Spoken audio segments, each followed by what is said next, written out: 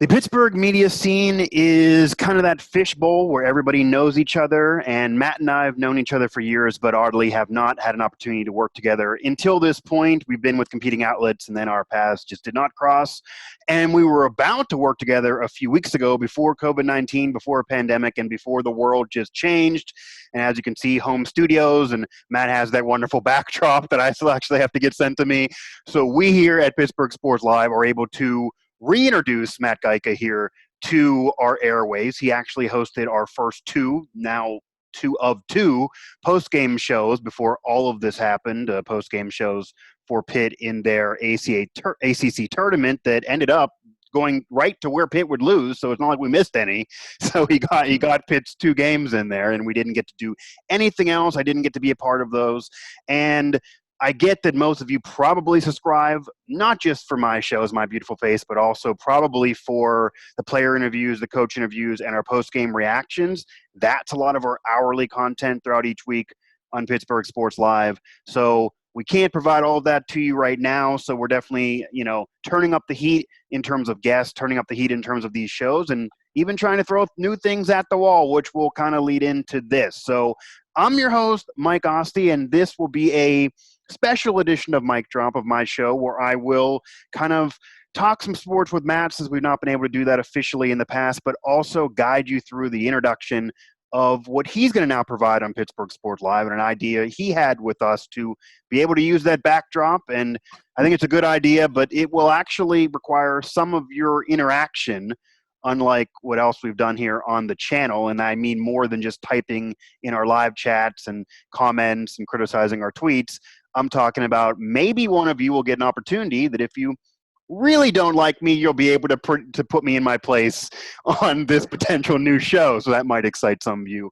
So without any further ado, Matt Gajtka, thanks again for doing this, because I think this will be a good touch to add promotion to your show. And then happy to have you aboard. And it's not my fault at all, but I guess sorry in jest that we didn't actually get to have more post-game shows, because I like the two that you did. Well, my only regret, and thanks for that, my only regret, Mike, is that it didn't, it took me this long, I should say, to get this idea going and to propose it to you guys, the powers that be at Pittsburgh Sports Live. We're looking forward to debuting the Pittsburgh Sports Faceoff, and as you said, more interactive than usual, or maybe we should say more skin in the game for the fans out there. Right. Something like that. Yeah. As opposed to just, I tweeted this, now I'm going to log out and go to bed for the night. So this will be a little bit different. We'll get to the details later on, but it has been a long month in a lot of ways. So I'm just glad to be, like you said, using your backdrop that you so graciously purchased for me my way. As it turns out, it's going to get used in a different way, at least for right now. Yeah, and it's going to get used for this professional way, other than just being used as maybe decoration for the wall that your wife probably, I don't know if she enjoys being part of the wall decor. So yeah, this gets to make it make more sense, and you can, hey, honey, we're actually using it now for the business, so it's not just going to sit there and be a part of the wall. But I think this is also going to be a way for fans that they can't. Because, we have the ability, as all of us do in the world, to get to own our own Twitter account. So if somebody tweets me and hates me or says they don't like a show that somebody puts out, I could ignore it. I have the ability and the free right to just ignore what they're saying. This now will allow them an opportunity that if any of us are ignoring them, they can get out there and tell us why that shouldn't be happening and put us in our place, as you said, and they can have that for bragging rights, and even potentially more than bragging rights, as we're going to actually offer them something that'll even be more lucrative if they don't care to just brag. That there will be something else that we can provide that we'll actually get to in a post that's going to be on the sites coming up in the future here, or maybe already you'll be there when you listen to this. So you'll be able to see it there on our Now Network sites, all the corresponding sites. But Matt, before we get there, I do want to touch on some, sports news, because shockingly, to some surprise, there actually is sports news. It still exists. I did joke with somebody, because I'm heavily involved in the Steelers site and cover the Steelers, that the first week of the pandemic, I wasn't off in any way. I actually felt busier than normal, because the NFL was business as usual. They were keeping up the news, and they were just continuously churning the news wire as they normally would own at that point. But there's news in general, and I want to get your take just on the overall scope of Right now, there's no sports. Right now, there's just throwbacks that are on the national stations. I actually watched last night Tiger Woods winning his first Masters in '97, so that's cool. But there's not active sports right now. And while there's reports from different leagues that, oh man, our darndest, we're going to play. I know that college football czars said we're going to have college football. The NFL apparently refuses not to do business as usual. Dana White he admitted the powers that be at Disney, not even ESPN, had to basically ask him politely to stand down. And he claims he was acquiescing because he still says he was ready to do his fight on April 18th. And he had to make this grand gesture to not do that after he purchased this island to be able to have a fight. So there's not sports right now. But in your opinion, what is the hard, fast deadline for sports to return, especially in context of the NBA and NHL, who have postseasons to play? Major League Baseball at least hasn't started their year. The NFL's in the midst of their offseason, so they could just play less games or delay their start of a season. But these two leagues already had 90% of that season done. It's hard. They can't scrap it. So either you had a season for nothing like baseball did in '94, or you go right into the playoffs, or what do you do? But when do they need to have that decided, do you think? I'm not sure there's a hard and fast deadline, but I do know I'd rather be the NBA or the NHL than, say, Major League Baseball right now. And it could lead to some really interesting and in some ways progressive innovations in baseball. But in terms of hockey and basketball, this is looking like a one-off type of a situation. Well, we hope it's a one-off situation, or at least one that we don't see for a long, long time after this. But just because of the timing, as you alluded to, it wouldn't make sense to just go away, I don't think. I think you're going to see these two leagues, if necessary, go deep into the summertime, maybe even early fall, in awarding the postseason championship. Because these leagues, despite what I wrote a couple of weeks ago, I was actually checking to see regular season titles over the years, how that corresponded with postseason titles. It's really difficult to even compare because everyone in these leagues knows that the championship is going to be handed out in the playoffs. So even if there was no more hockey or basketball, even if they had to call the season, I'm not sure you could actually award a championship based on a regular season that everyone was playing as if it was just the preamble to playoffs. But I think reasonably, Mike, I believe you'd have to be done giving away championships, not giving them away, but awarding championships by the end of September. Because let's just play out that hypothetical on the NHL side of things. Say the Penguins get back to it. They play a couple regular season games. They go through the playoffs. They win the Stanley Cup with a freshly minted Jake Gensel on Sidney Crosby's wing. Yeah, he'll be healthy. Yes. Yeah, right. Well, they're one of the few teams that could have an advantage from this pause, so to speak. But say that's handed out on September 30th, just to use my artificial deadline there. I think you can give possibly 6 weeks free agency. You conduct the draft. You give guys some time. And then I think you also bank on the fact that not every team's going to go deep into the playoffs. You might have a couple regular season games for everybody, but for the most part, most teams aren't going to be taxed to the limit there. It's going to be the teams that go deep into the postseason. So they're going to get a little screwed there, let's be honest. But even if you do have such a short off season, I think you can come back around, Thanksgiving or 1st of December and then do either a very condensed schedule or you chop some games off and you end up awarding the Stanley Cup next June. By the end of June. I think that's doable, and I think that's the same deal in the NBA. Well, then that example would certainly play into the next season for those leagues, would affect the next season for those leagues, and it would almost be 2 or 3 years before you get back to normal if you even want to stay back to normal. So I that's possible. I know that they really, really want to award the championships because I know you and I actually are kind of in the minority of this. We talked about this before, how the real champion in terms of the best team in those leagues is probably more so the team that played better and won more games and dominated during regular seasons, especially in baseball. 162 games, you don't win the World Series after. I remember the Mariners in 2001. They had the best single regular season ever, well ahead in wins. They lose in the ALCS. They don't win a World Series. If you look at 5 months, they were the best team. They didn't get to be crowned champions. And it used to be back in the day where winning a regular season was good enough to get in a championship round. That's no longer the case. But the way sports are today, I can only imagine social media, if they would make the decision especially how polarizing some of these top athletes are, where, for example, they award the Lakers a championship and give LeBron a championship there off of just the regular season with no playoffs. Any scenario where they're awarding championships and rings off of just the regular season now, knowing how different the playoffs are, would be more than an asterisk on it. I mean, that would just be catastrophic in terms of how the fans would probably perceive that. So I imagine they don't want to do it. And I'd imagine that you're probably looking at either playing a playoffs of some kind or having a 1994 baseball season scenario where you have a great regular season, you have some guys looking at some records, and it ends up their stats count, but that's pretty much all that ends up counting. So I know those leagues want to avoid that scenario, but for me, I think, though, you probably got to I'm a little thinking you need to decide this a little earlier, maybe have that at least decided by end of June or July, just because I would want to avoid having to affect the next season so much. Off of your example, that would almost put the next season in the bag, or maybe you have to play less games or really affect the next season. The interesting thing, though, on the other end of that, and this has been discussed by a lot of players, do you believe that if these leagues are able to come back sooner rather than later, where they actually could make this decision because they wouldn't ruin off seasons and into next year, since they already have short off seasons anyway, they should go right into the postseason? Or would you advocate for, say, if they could somehow change things in the next month, trying to play the end of that regular season? Because we bring up the Penguins so much, but they're a team that could get healthy.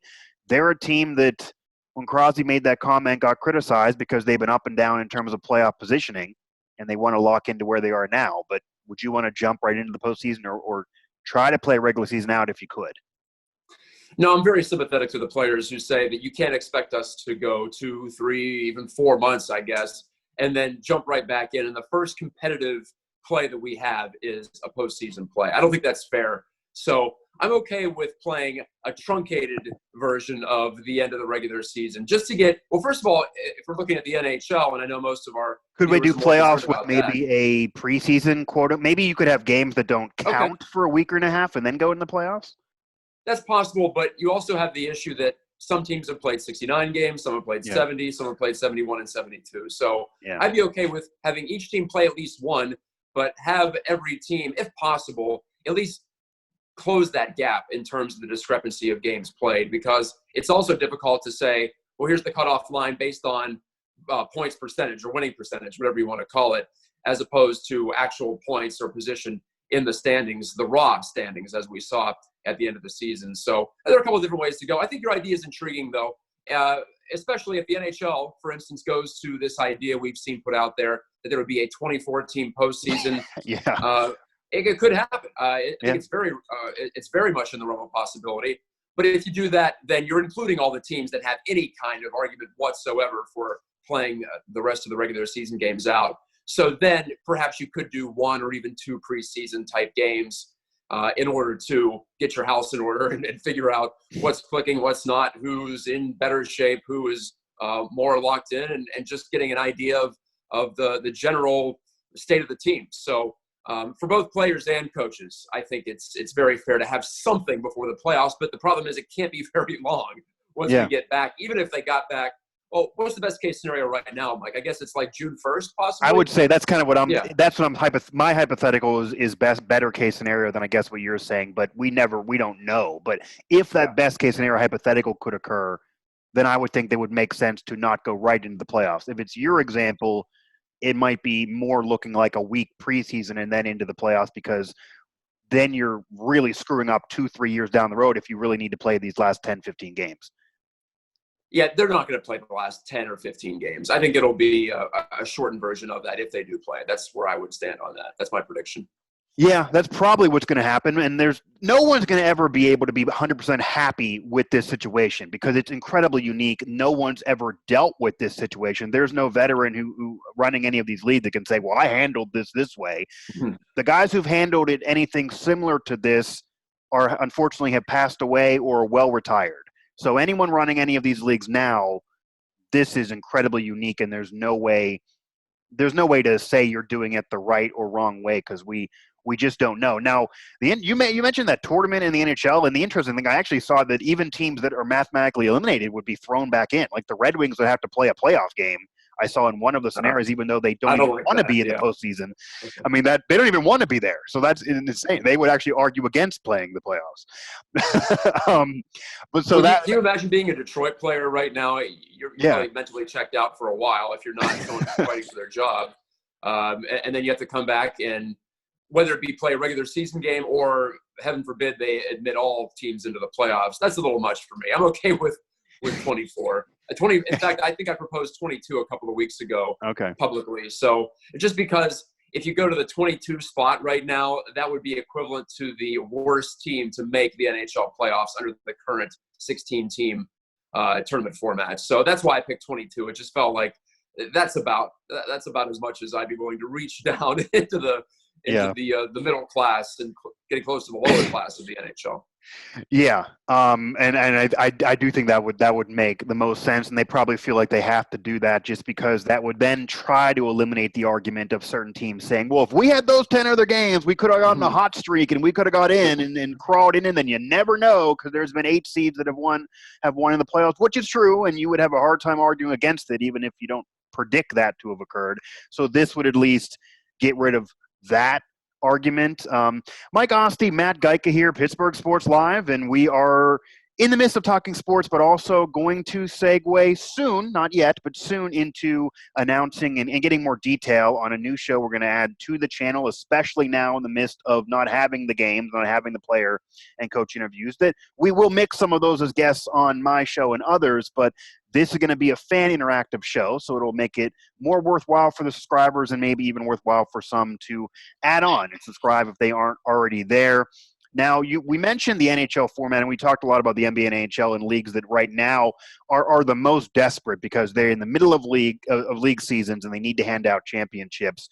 Major League Baseball threw out an interesting proposition that I saw just this morning, actually, that they're talking about having their season, and they have been oddly obsessed with trying to play the 162, even though they probably could take some of those off just in general, but also now maybe throwing them to a spring training facility. There's been conversation of throwing them over to Vegas, which I know also has been discussed for the NBA. But regardless of wherever they play and how many games, there's been discussion now of having a cactus league, having a grapefruit league, having kind of a northwest, different geographic regions to break those down, and to actually, even though there's not really rivalries now, but for the first time in a long time, actually play into the geography of where these teams are and actually feed them and division them on where they are actually geography speaking in the country. What are your thoughts on that? Because very, very interesting, and all I'll say is that will put the Pirates in the same division as the Yankees in that proposed plan. Yeah, they'd be in the Grapefruit League North, I think it was, with the Phillies and the Blue Jays and the Tigers. And as someone who's covered a couple of spring trainings down there, that would be very reasonable travel-wise. I'll say that much. You're looking at maybe an hour and a half drive at the most, getting from, say, Bradenton to Lakeland, whatever. But I'm not going to obsess over that. I think this has more promise than the all-Arizona proposal that we saw leaked out / reported earlier this week. I didn't think that one passed muster. There were so many strange permutations and conditions to that one. And let's be honest, too. There's a lot of those permutations and conditions that would also be applicable in this situation as well, as far as quarantining players and team staff, no fans at the games, the fact that you're going to be playing some of these games outdoors in Florida or Arizona in July. The reasons why these are great spring training sites are the reasons why they're not great summer vacation sites, because it's just boiling hot. So you have all of those contingencies, which maybe right now people would be desperate enough, and the players could be desperate enough to just go for it anyway. But I think this has a little more promise because you have teams that aren't taken out of their comfort zones. They aren't taken away from their complexes. They're within quarantine, quote unquote, as it is at spring training. The Pirates at Pirate City and Bradenton, a pretty good example. But essentially every team has their own home base. Every team does. And there are varying qualities. But I think that's a little bit easier to just say, okay, just report back to your spring training sites as opposed to send everyone over to Arizona and then try to carve out 30 different camps, if you will, for these teams. If you just use the existing ones and you use existing infrastructures there, I think that's a lot more feasible. This still, though, Mike, strikes me as more of a worst case or pretty close to a worst case scenario for baseball. They don't want to do this, obviously. It would be great conversation fodder for people like you and me. And I think a lot of fans might be refreshed by, I don't know, seeing the Yankees more than seeing the Cardinals and Cubs for once. I heard that the DH would be universal, which for someone like me, I love that. Yeah, I'd be a fan of that, but that would be very, very polarizing. That would be. Well, yeah, it would be something like we've never seen in the history of major North American pro sports. But maybe that's a feature, not a bug, at this point. If you do get baseball on the field, there are plenty of obstacles between here and now. Florida, as a state, isn't doing great in terms of controlling coronavirus. They have so much international travel, so it was going to be a difficult spot for them in the first place. But who knows? In a couple of months, this could look like the most feasible option. And for me, it does look more feasible right now than saying, okay, the Pirates are going to play at PNC Park on June 1st. Everyone come out down to the ballpark. I don't know, and well, especially not in New York. Can you imagine? I can't imagine people playing in New York in June or even July at this point. So maybe this is just crazy enough to work. Yeah, and I guess really, again, it's hard to say any idea is too crazy or necessarily wrong because nobody has had this happen in the past. There's no example of this unless you go back to after World War II and the movie A League of Their Own and what that's about. But there would be no real comparisons to this if you're trying to save a season and try to play, because they do want to avoid having 94 again where you're playing for really no reason. My issue with it, and maybe this is just being too much of a baseball historian that does care about the stats more in baseball than other sports, these stadiums are not anywhere close to the same size of the normal stadiums that we're accustomed to now, separate from the DH, which I would be fine with having that universally in general. But I mean, your stats may get really out of whack. You would have. It would just be a very odd season historically. I mean, you would. I don't know where you'd be playing, but if you're playing in spring training like stadiums, you could be seeing some home runs there that are legit fly balls in major league parks. You could the entire dimension structure, everything's so different. So having baseball and having sports is better than not doing it, I guess, but it would just be a catastrophic change that I could see some players, and I've actually seen more Major League Baseball players against these crazy ideas than other sports. LeBron is basically saying, I just want to get on the court, and I would be really upset if I don't get my season finished. A lot of baseball players are being vocal and saying, I don't know if I really want to play full-time at a spring training facility. I would imagine this is really going to be difficult for pitchers.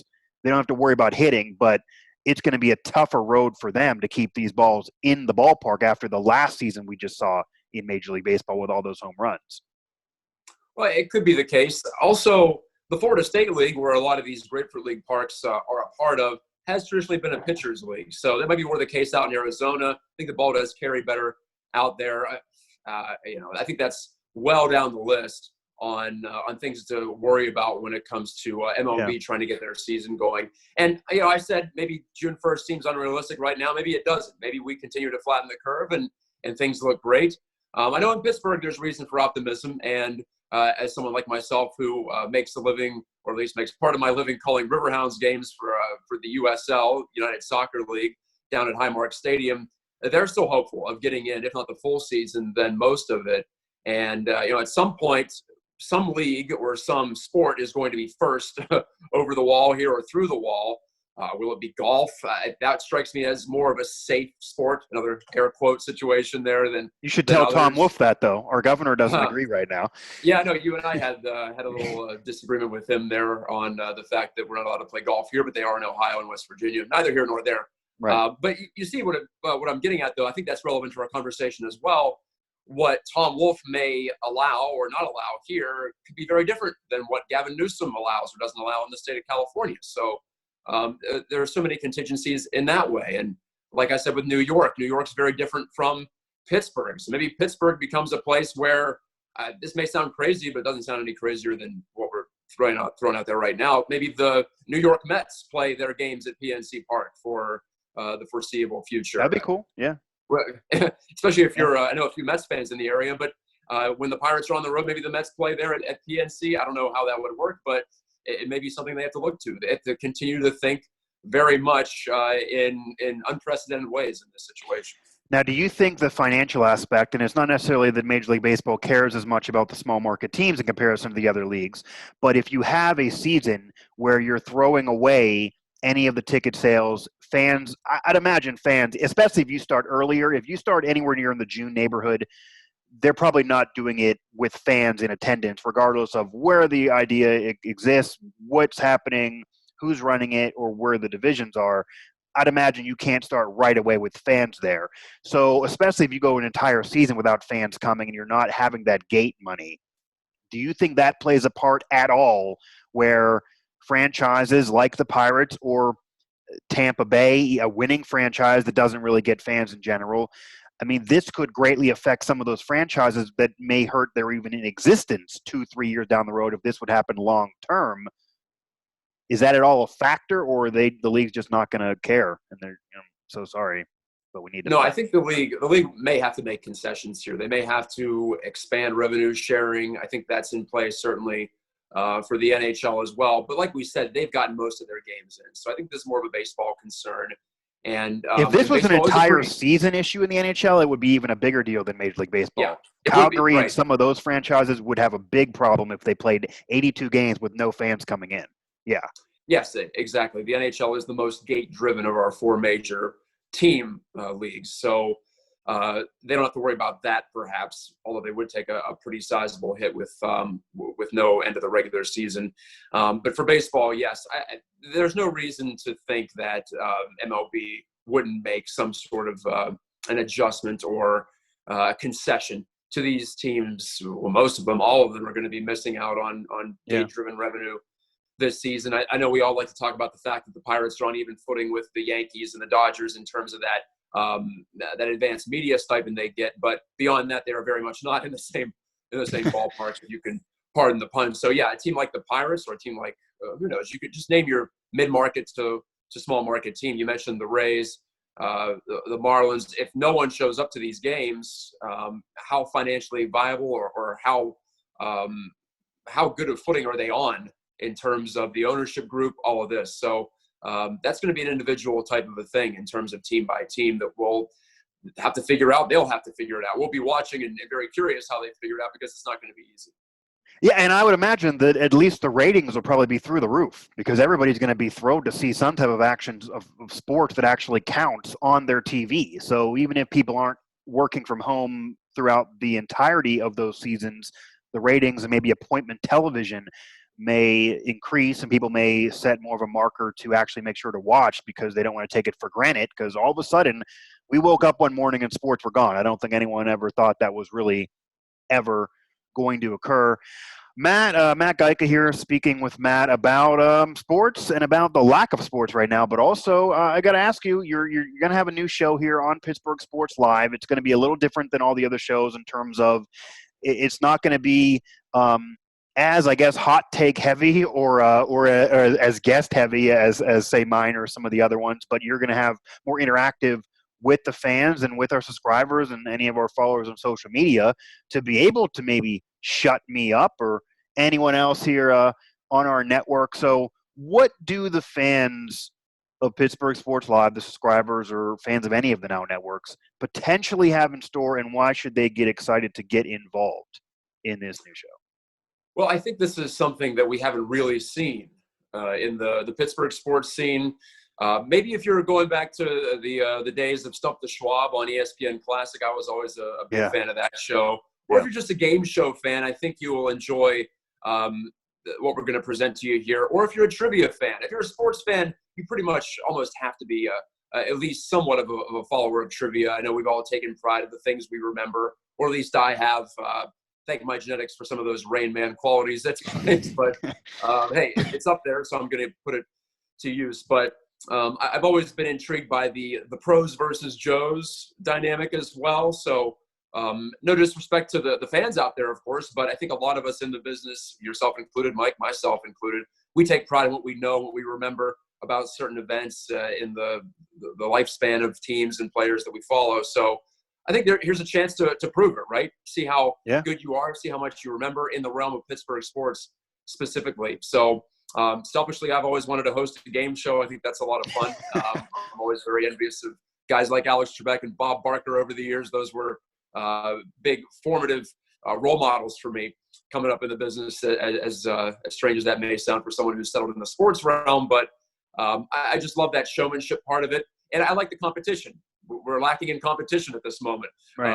At least in terms of things to watch outside of cornhole or classic games, as you said, which I like, but we already know the outcomes there. So let's do something where we test the sports trivia knowledge of both our pros here on the Pittsburgh Sports Now staff and also our most loyal fans out there. So what we're looking at is I come up with the questions. I give the same questions to both. We keep one party in a soundproof booth, if you will, and then we bring them on.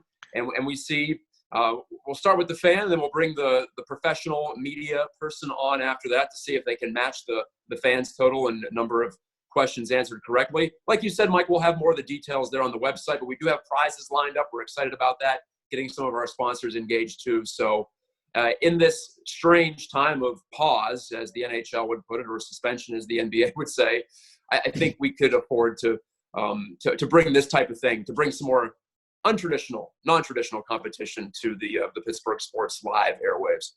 Yeah, and I think it kind of fits in kind of what we're doing, because an argument could certainly be made that Pittsburgh Sports Live in general, as active and especially with the game coverage and these shows, is kind of unique to the market right now. So this would be a unique show to add on to that. And really, not to disparage Jeopardy or Wheel of Fortune or any of those programs, but they're throwing up old episodes as well and recordings. So if you legit want competition of any game show, whether it be sport or anything, even if you're not a big sports fan and you just like hearing competition, it might make sense to tune in or watch these, because when you watch those shows on a nightly basis right now, they're old. They've been in the can.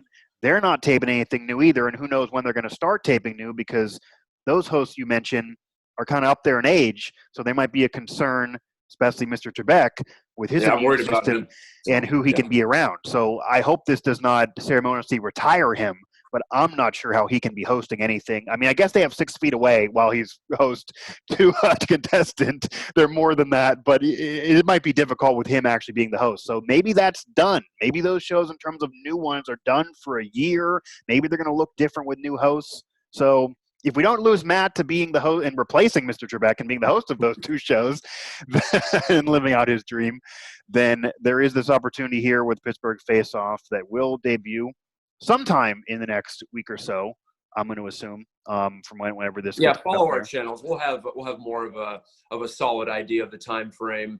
And if you're out there and you're watching, this sounds intriguing to you, please reach out to either myself or Mike. We're on social media. As Mike said, the post is on Pittsburgh Sports Now too. So many ways to get in touch with us and express your interest in what we have here. And like we started the show with, Mike, we got 2 Pittsburgh post-game shows off the ground, and that was it. It feels like it's been a long, long month since then. So I'm just eager to get back at it. It was quite the strange way to start. So let's keep it going. Let's get it going again, and get fired up about some good-spirited competition. Yeah, absolutely. I know I'm excited. I do plan to compete on this a time or two, so that I can promise that. We've got you in mind. I do feel like that I do have. I like to say that I have a minutia of knowledge in some respects. So we'll see if that's actually the case. Or I've won some trivia championships in my day, but you never know what the questions are going to be. You never know who else is going to be out there. I know that before we were working professionally in this business, we at one point were fans thinking we knew more than the media members before us. So that might be somebody sitting at home right now thinking, hey, I just because I don't have I never made money out of this industry doesn't mean I don't know more than you guys. I just haven't had the opportunity. So here it is. You now have the opportunity that we're going to provide. So Matt, thanks for doing this. Happy to have you aboard in some capacity. Hope to get that show off the ground soon enough. I want to remind everybody to hit up all our family of networks: Pittsburgh Sports Now, Steelers Now, WV Sports Now, Pittsburgh Hockey Now, even Pittsburgh Soccer Now, all the now sites of all the different sports out there in the region that are active with news, even if not games. And I'll even throw a bone to Racing Now, even though they're not yet a part of PSL. Racing Now is throwing consistent coverage with some solid guests on those podcasts that Scott Steeler's doing. So that's also part of the Now Network. And, of course, Pittsburgh Sports Live. Hit us up all over social, Pittsburgh Sports Live on Facebook, PGH Sports Live on Twitter. All the other now sites are out there on the Twitterverse as well. You can find Matt, very easy, at Matt Gajtka, is just his name, on Twitter, and myself. Yeah, it's hard to spell, though. It is hard to spell. I always double check myself. Anytime I throw your name in anything, I have had to double check myself a bunch of times, and sometimes I spell it right once, and then I misspell it later, and I don't even get the red squiggly line anymore. Your name is just void of anyone trying to correct it. So I have to actually pay attention. So that's the only reason why there would need to be some editing to make sure that there's a spelling that's correct. But at Matt Gajtka, which would you like to spell that for the people to make sure they got that one? Yeah, I'd like to make it rhythmic. Gajtka.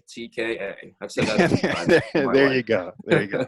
Yeah, I got it in front of me here, but I thought you would make it easier there with your rhythmic sounds to spell that one. And at Mike Asti 11 for myself on Twitter. So Matt, awesome. We're getting excited. We're getting excited to do a face-off in some capacity and have some competition. I know I'm excited. And if I can't compete against myself on the golf course, unfortunately, unless I leave the state, which I'm not far from doing, by the way. I may have to go consume some golf courses in West Virginia if that is what I'm going to be forced to do. Then we have this opportunity here with Pittsburgh Faceoff here on Pittsburgh Sports Live.